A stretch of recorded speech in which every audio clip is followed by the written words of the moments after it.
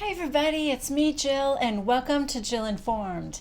This is the recap of Vanderpump Rules Season 7, Episode 12, PJs on the PJ. Well, it is the morning after all the wildness of the girls' trip and the boys' staycation, and we are in Solvang. It's about 10:30 in the morning, and most of the girls are still asleep. But we see that Katie's bed looks like it was not slept in the night before. And if you recall, Katie had volunteered to room with Kristen. So we see Katie walking down the path to her room. She walks in and Kristen sees her and gives her a big hug, tells her she loves her. And Katie is going to scold her for her behavior the night before.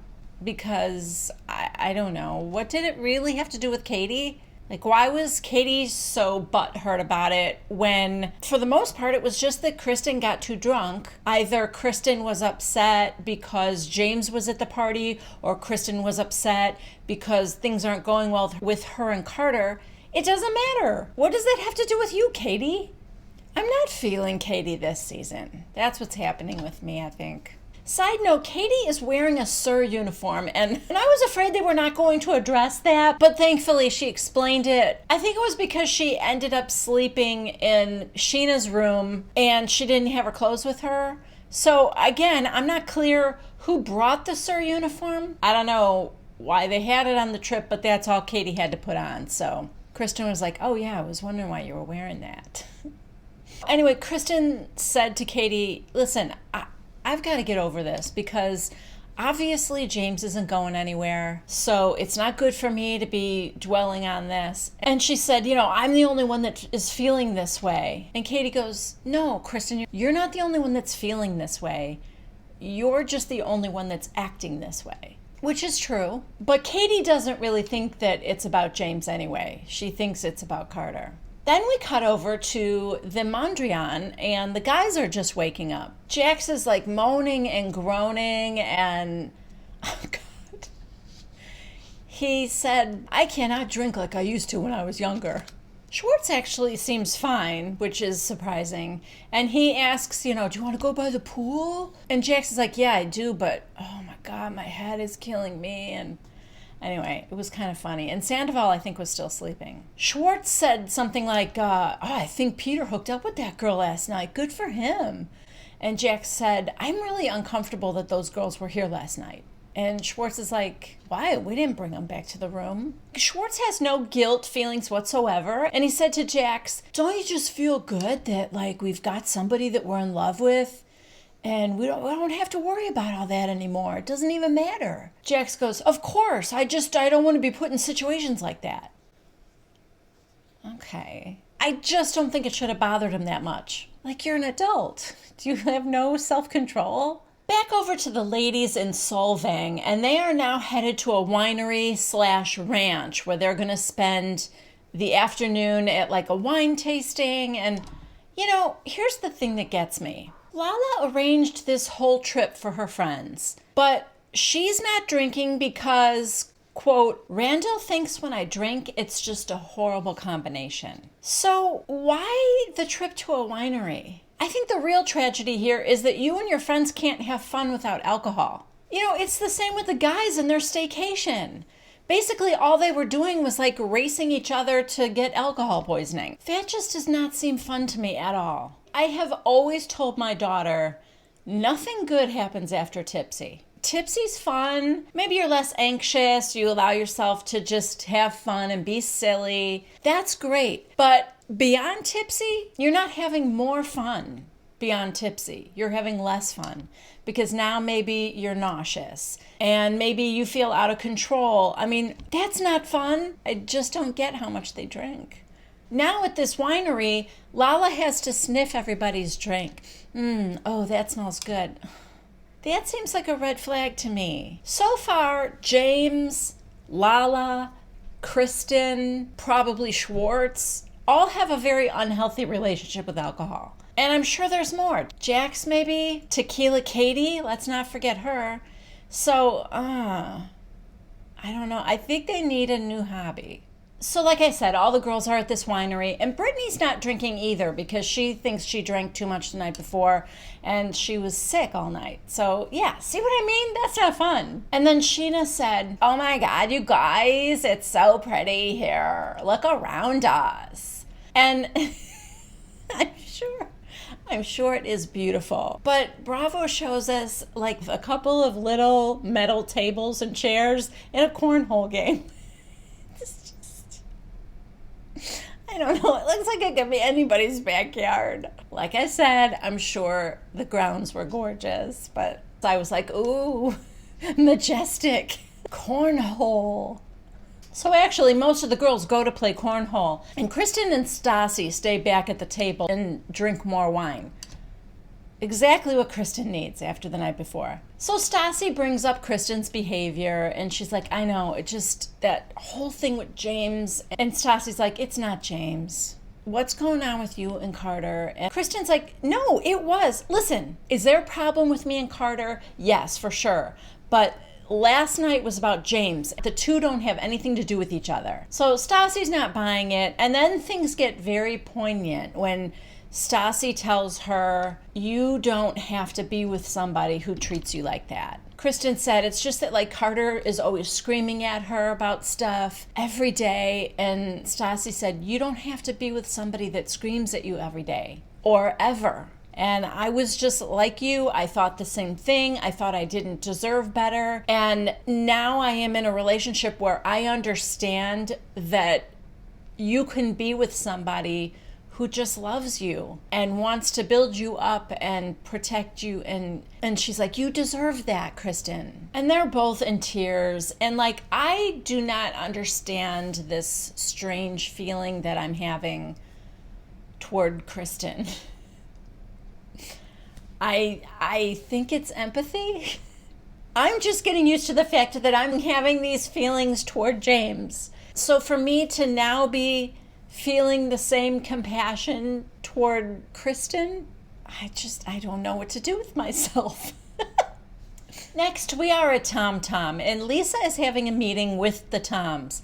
Side note, can we just stop for a second and take in the absurdity that is Harrison lying across the bar top in a velour tracksuit?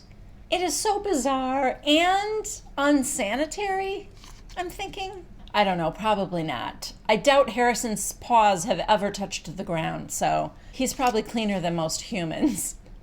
Anyway, Lisa tells them that she has met this woman, Sly, I think is her name, and she is an expert mixologist. And she's going to come in and give them her advice. Lisa has already sent her Sandoval's cocktail list, you know, the ingredients and the pictures and everything, for this woman to peruse and critique and I don't know, whatever else. So Lisa's like, she'll go over it, and if she thinks something is a pile of crap, we'll toss it out.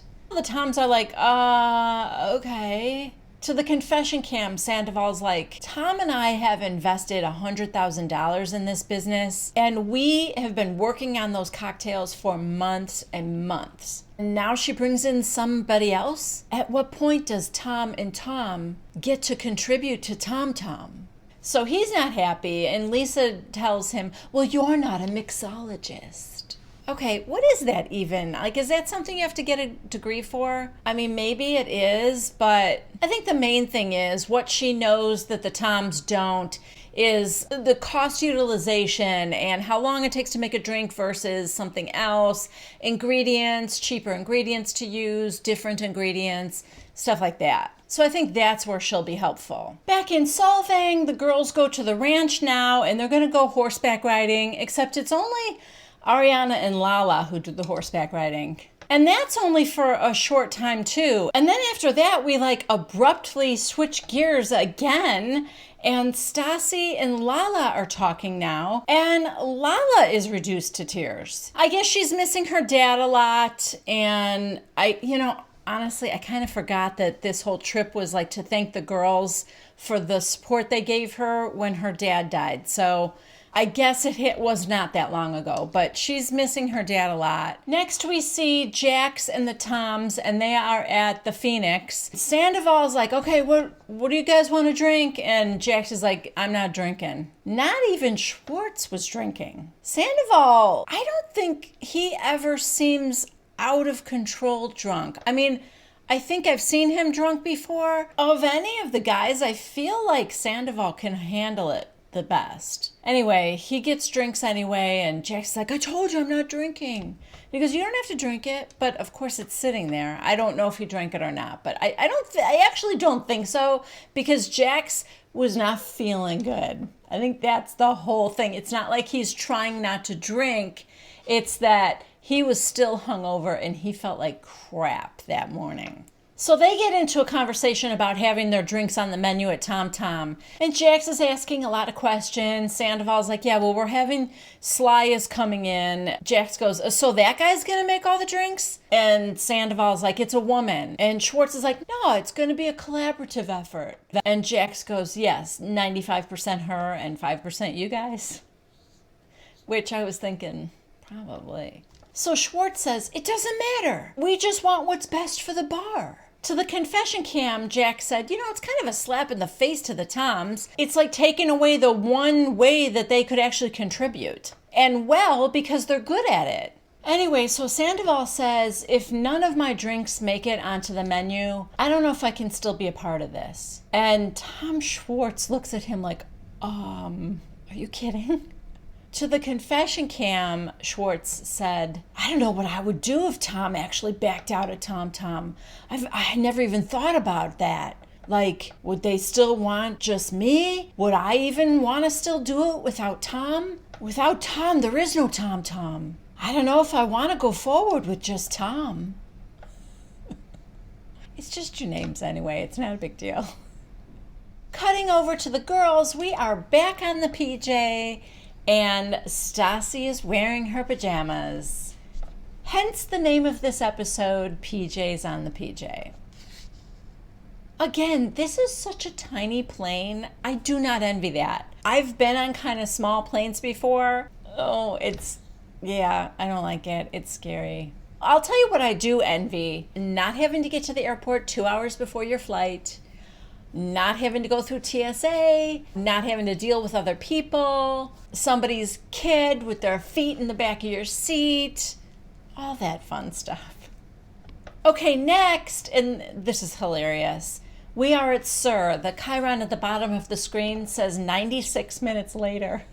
And Katie, Lala, Brittany, Sheena, they're all working that day. It's just so funny to me that they took a plane someplace they could have driven to. Next, we see Raquel and James. They show up at Pump for that charity event that James is DJing. James has a talk with Lisa, and he's very anxious to get back working at SUR. I think he thinks I'm doing all the things I'm supposed to do. He tells her that he went out with the guys, but he didn't drink a drop of alcohol, and he's been in therapy. So I think he thinks I'm doing everything you said, so now what? So when do I get my job back? So he's kind of pushing Lisa to put a date on when he can get hired back.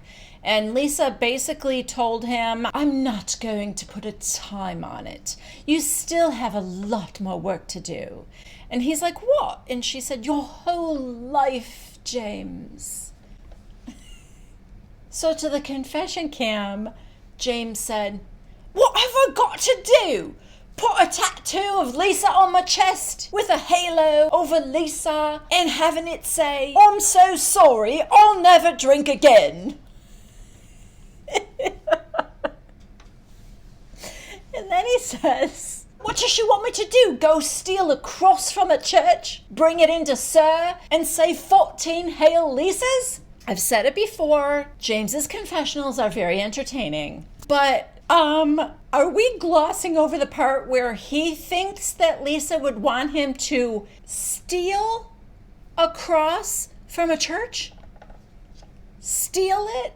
Like, how does that prove that he's, reformed his life? I stole from a church, so if that doesn't prove I'm on the straight and narrow, I don't know what will.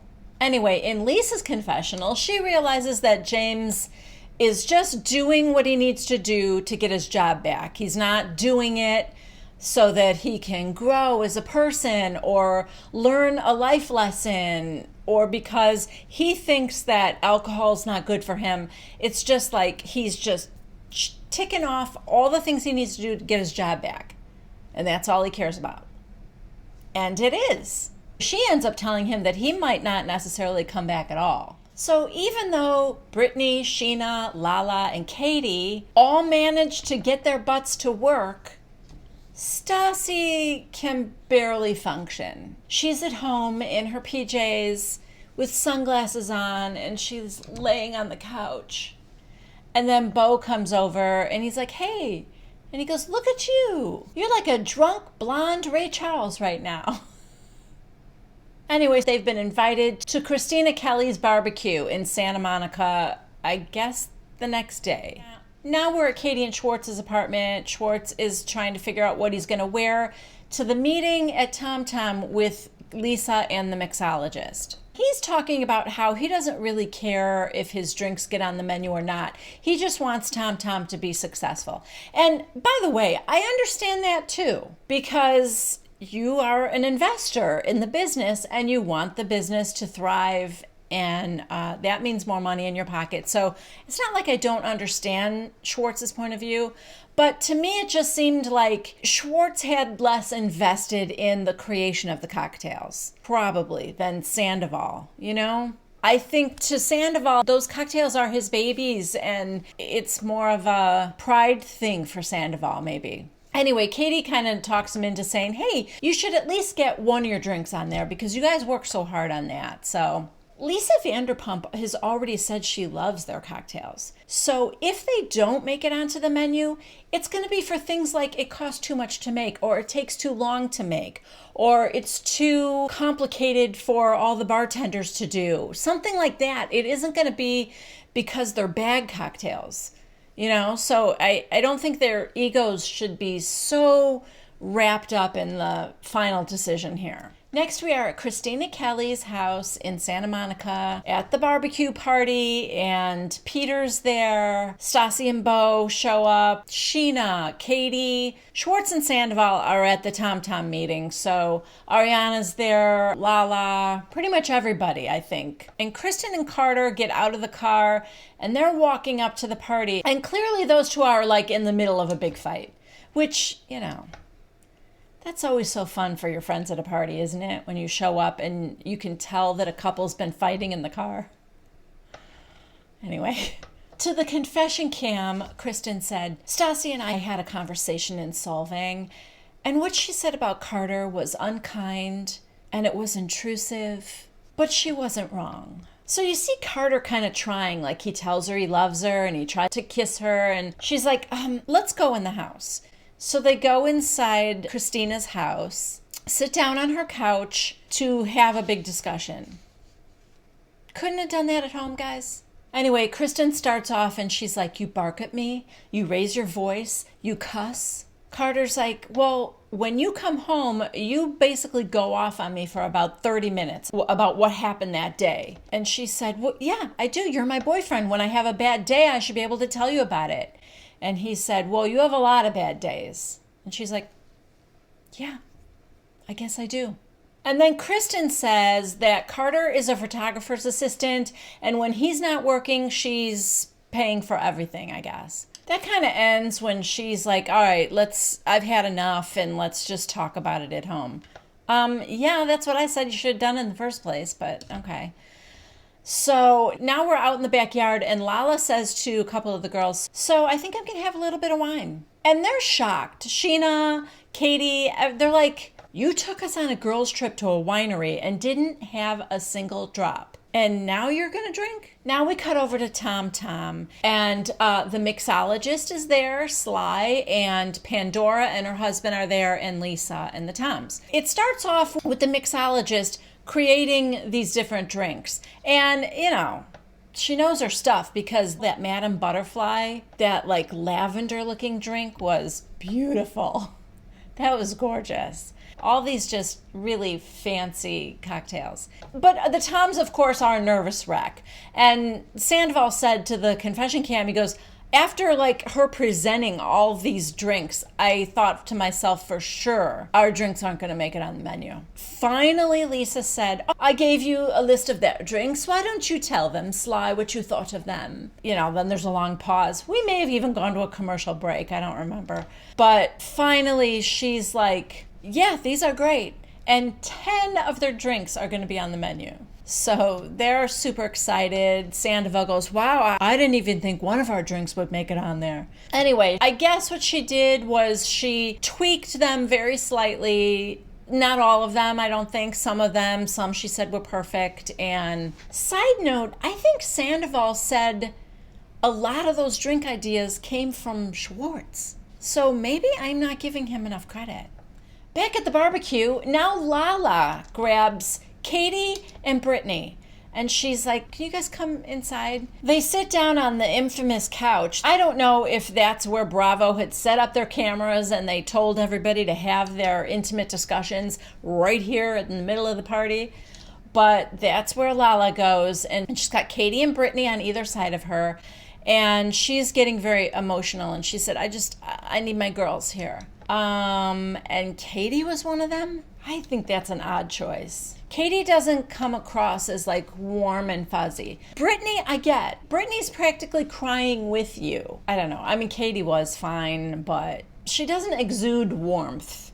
Let's put it that way. So what Lala reveals is that there's a little trouble in paradise with Rand. So she gave up drinking for Randall. They were probably both supposed to stop drinking because what Lala says is when she came home from the girls' trip, she discovered that Randall had had parties and was drinking to the point where he could not even remember his own name. So she tells them that she's taking a break from him. Oh, and this was weird. She said, he took my Gucci slides and said, I want you to remember. Remember what? That you're a jerk? If it was a gift, whatever. Also, Gucci slides? I mean, what are they, $300 or I don't know, maybe they're more than that. 500? Even if they were 500, that's not that much. I'm sure he's given her much more expensive things, right? Jewelry or purses and stuff. It just seems like the Gucci slides, that's what you're going to take from her? So now Lala is assessing her life without Randall's financial support. And she said, I could pay my rent, which he pays now, but like I could still, I could handle that, and I could pay for my car, but not, of course, the private jets. And then she says, but guess what? There's a lot of dick out there I can suck to get on a PJ. Oh, God. To the confession cam, Brittany goes, well, that wouldn't have been my first thought, but at least Lala is optimistic about the future. Okay. And on that note, we end this episode. But we get previews, not just of next week, but of the rest of the season. And it looks good. There is some really juicy stuff coming up. Arguments between people I wouldn't have thought. So yeah, it looks good. Real quick, I'm going to answer one viewer question here. And it's from Lindsay York. Hi, Lindsay. Her question is, hey, Jill, what did you think of Sandoval's behavior with the girls? When he was out on that balcony, it seemed like he kissed her or something. I bet Ariana has no reaction like any other time. Yeah, I can't believe I forgot to even talk about Sandoval's behavior at the hotel. I don't remember thinking that he kissed her, but I know exactly what you're talking about out on the balcony because it was at the same time that Jax and Bo were on FaceTime with Stassi and Brittany. Sandoval was in the background with that girl out on the balcony, and it did seem a little intimate. I will have to kind of play that back because I think at the time my thought was, are they like doing something? Like I couldn't tell if they were like doing coke or something. It seemed like they were kind of huddled together a little bit. I don't know. It was my thought that they were kind of doing some kind of drug, but I could be wrong, and maybe they were kissing, or maybe we're both wrong, and I don't know. It was innocent or something. That whole night, I thought Sandoval's behavior was interesting. Even just starting with him being Peter's wingman, the way he was talking to those girls. And like I said, the weird thing Bravo did with the Chiron saying Tom's new friend with all these girls. I'm not sure what they meant by that. And then changing them to all say Peter's new friend. Let's put it this way. Other than Peter, Sandoval was the one who was definitely entertaining the girls and hanging out with the girls. So yeah, Lindsay, like you, I thought it was a little suspicious, his behavior, and a little bit shady. But also like you, I thought the exact same thing. Ariana probably couldn't care less. Right? I mean, she's on a girls' trip. Sandoval was probably wondering who she was sleeping with.